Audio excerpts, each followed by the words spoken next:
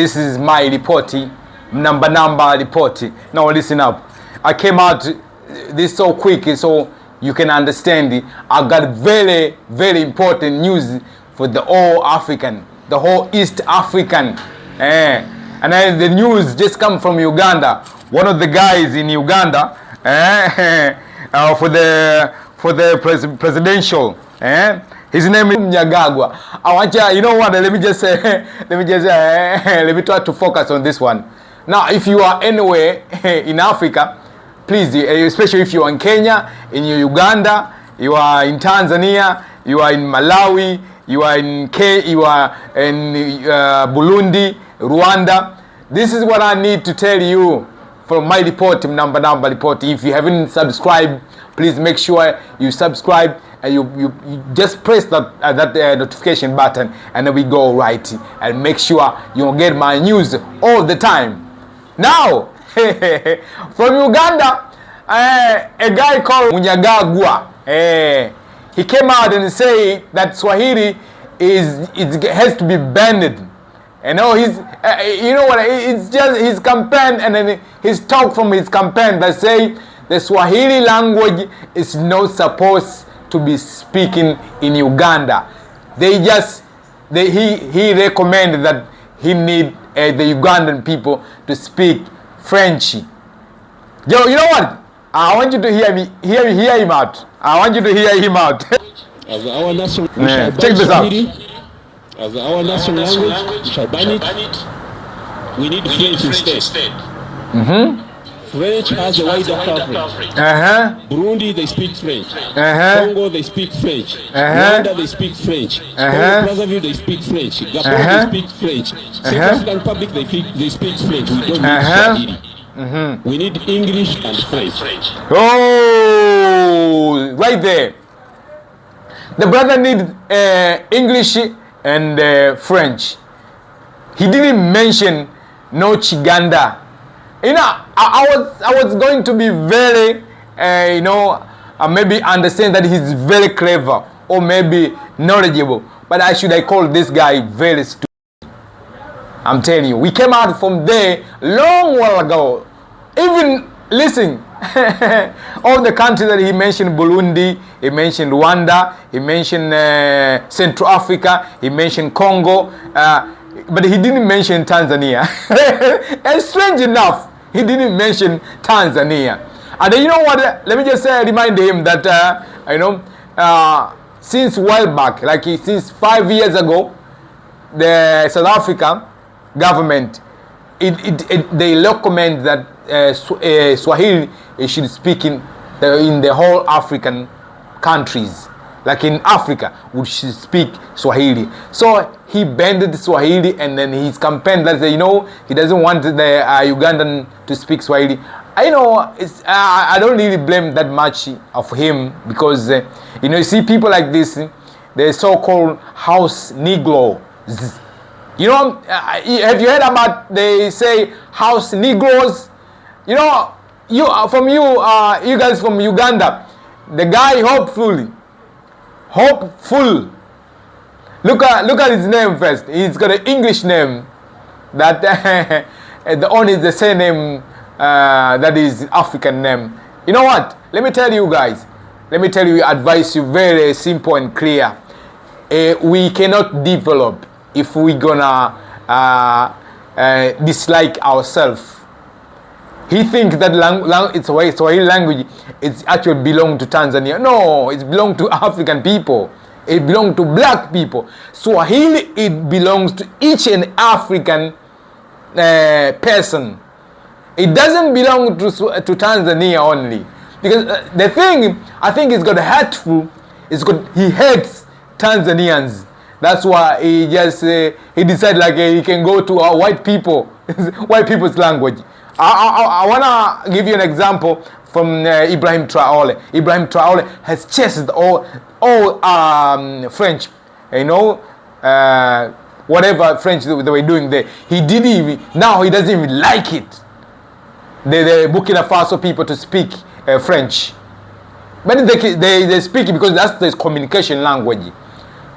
But this guy, he want to take us back where we came from.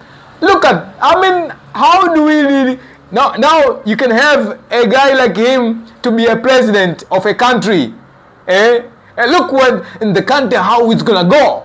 He can sell you out, Ugandans. I'm telling you, he could sell it. He could sell you like one time. So look, this is what we need to focus on. Real people, real candidates. If you wanna run for a president, make sure also people who are voting, make sure you vote for the right people. I remember one word that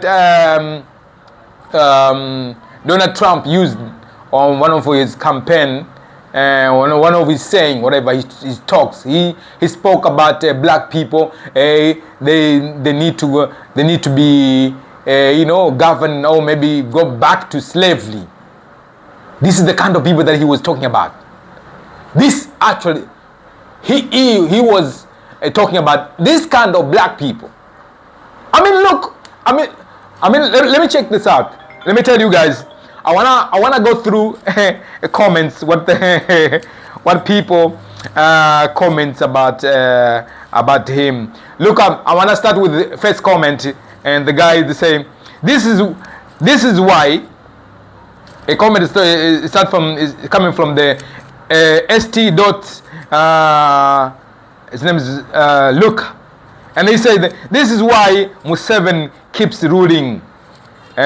Second comment is Swahili ndo lugha yetu. This guy from Tanzania, I think, or from Kenya. And then the third comment is how did this ones reach the ballot box? And the other one is this is why alternative to Museveni. Now I understand why he has ruled for 40 years. And then the other one, he should campaign in French. He should go to French to campaign.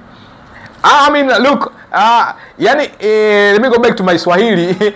Hii ni balaa kubwa sana. Huyu jamaa alichokisema kwamba anataka kuban Kiswahili kisongelewe pale Uganda. I mean, huyu jamaa anaitwa Munyagwa.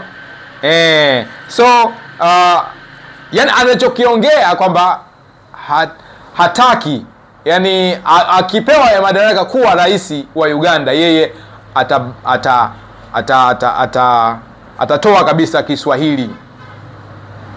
Kama ndo anatoa madaraka, anataka kukibani, kukitoa Kiswahili Waganda, tena kwa kulazimisha. Waganda wasiongee Kiswahili. So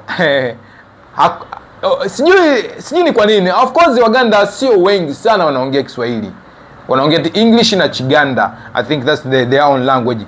Now nataka nimkumbushe tu kwamba Kiswahili ndo lugha ambayo imevotiwa kuwa ndo lugha ambayo inatakiwa Waswahili au watu weusi au watu wa Afrika waongee Kiswahili. Miaka 5 iliyopita South Africa waliintroduce kwenye mswada au kwenye mtaala wa elimu wa South Africa, waliintroduce kwamba Kiswahili ndo itaanza kufundishwa kwa shule za South Africa. Huyu mtu yeye anakuja leo anasema kwamba Kiswahili kisitumike Uganda, na hataki kabisa Waganda waongee Kiswahili. Atakibani, atakisitisha, atakitoa. Ni bora waongee Kifaransa na Kiingereza. I mean, ukiangalia huyu jamaa kweli ana akili. Ni mtu kweli anajifikiria. Na ukiangalia kwenye comment jamaa walivyofunguka kama especially the first guy alikwambia kwamba hii ndo sababu ya Museveni anaendelea kwa madarakani. Kuna vitu vingi. So the third comment anasema, kuna mwingine anakuambia angeza aenda campaign Ufaransa. Kuna nyingine hapa anasema jamaa anasema the colonized master assistant. Kama mmemwelewa, anaambia huyu ni assistant wa mkoloni, yani huyu ndi mfanyakazi wa mkoloni. Kwa hiyo aendelee kufanya hiyo kazi ya bukoloni. Alafu kuna hii comment inasema sorry for my language, lazima niongele kama hivyo. Anasema sema huyu ni jamaa the chocolate champion. Anasema what the fuck, I have to say like that so we can understand exactly. If you from Kenya, Uganda and Tanzania, this is my report. So if you haven't subscribed, please make sure you una subscribe. Tunakwenda sawa. Naongelea huyu jamaa ambaye anaitwa Hopeful Mnyagwa. Huyu jamaa ni ametia fola katika watu ambao wamejitoa upungufu wa akili. I think huyu ndio namba 1 katika huyu tunamaliza mwaka kwamba Kiswahili kisiongeleke Afrika. I mean kazungumza nchi ambazo zinaongea Kiswahili, kataja Burundi, wakati wa Burundi wanaongea Kiswahili perfectly.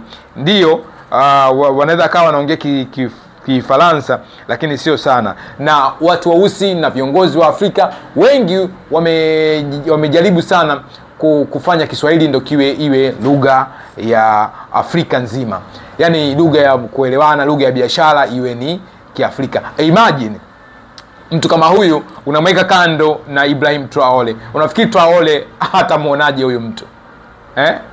Imagine kama nampigia simu namwambia Traore, listen to this guy. Yeah, comment ya Traore itasemaje? I don't wanna go there. Traore anaenda kumwambia bana yani hapa kuna comment inasema there is a